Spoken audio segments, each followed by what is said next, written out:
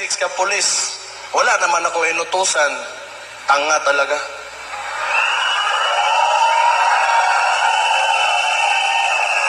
Kung yun.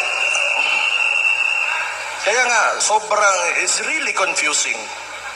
Hindi naman masama yung intention ko na siguro masama kung involved ka in illegal drugs.